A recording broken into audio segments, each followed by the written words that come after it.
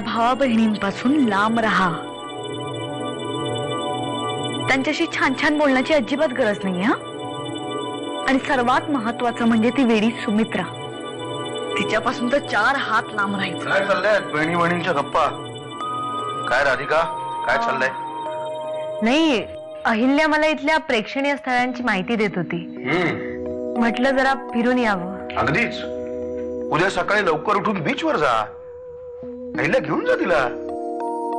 एक मागितलं तर देशील? मागून तर बघ. पण मला पुन्हा एकदा आजी होण्याचं सुख दे. देशील? काय आतेबाई, माझ्या हॉस्टेलवरचे फ्रेंड्स आहेत ना सगळे, रूममेट्स, रूम पार्टनर्स आहेत सगळे. माझा तुझ्यावर पूर्ण विश्वास आहे. तू गोव्याला चाललास ना, मग मी सांगते त्या हॉटेलमध्ये राहा. अतिशय छान 5 स्टार हॉटेल आहे, छान ट्रीटमेंट मिळेल तुला. मामा तू पण ना, सगळे 10 बाय 10च्या रूम मध्ये राहणारे आम्ही सगळे मित्र. त्या 5 स्टार हॉटेलच्या रूम मध्ये ना झोप नाही लागणार आम्हाला. आणि तसंही आम्ही ना तिकडे धमाल करायला चाललोय, एन्जॉय करायला चाललोय बस. तुझ्या एखाद्या मित्राचं नाव तरी सांग. काय ग शोना, तुम्हाला खूप आवडतात लहान मुलं? कुठली बाई असेल जिला लहान मुलं आवडत नसतील? तुम्हाला मुलबाळ? नाही, म्हणजे खूप इच्छा होती आमची, पण मला चिवशी खेळायला खूप आवडत. ही परशुराम किल्लेदारांची मुलगी आहे ना? चुके जानकी, एवढं ऑकवर्ड फील करू नकोस. मला अहिल्याने सांगितलंय सगळं. मग हिचं सांभाळ कोण करतं? मी आहे ना, आता मी तिची आई. मग असं समज आजपासून हिच्या 2 आया आहेत, कारण मला लहान मुलं खूप आवडतात.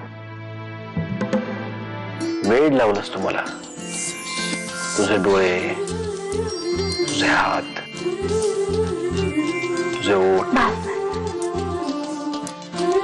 खरंच जानकी, मला आत्याबाई बोलवत होत्या मगाशी.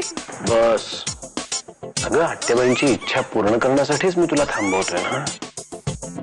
कसली इच्छा? आत्याबाई मला सांगत होत्या तिला अजून एक नातवंड हवंय. आता तिची इच्छा पूर्ण करणं ही आपली जबाबदारी नाहीये का? कसं काय बोलवतो काय? आर्यन सरतापे बोलतोय. आज आपण जिथे भेटलो तिथेच मला उद्या भेटा. आता मला तुमच्याशी जरा बोलायचंय. एवढ्या रात्री कोणाशी बोलत होतास? ते मित्राशी बोलत होतो का एका, ते गोव्याच्या ट्रिपचं ठरवत होतो. काय नाव म्हणालास त्याचं? मामा पाणी प्यायला चालले होते, तुझा आवाज ऐकला म्हणून थांबले. तुझ्या रूम मध्ये पाणी नाहीये? आणू का मी? नाही नको, मी घेते. नाही मामा तू थांब, मी आणतो. अरे मी घेईन ना.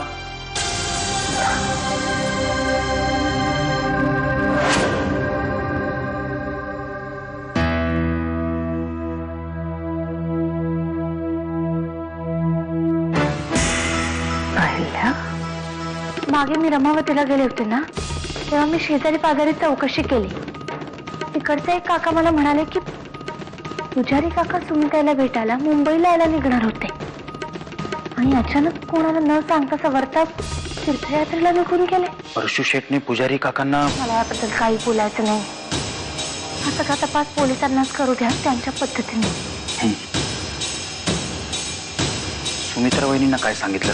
पुजारी काका तीर्थयात्रेला गेलेत म्हणून.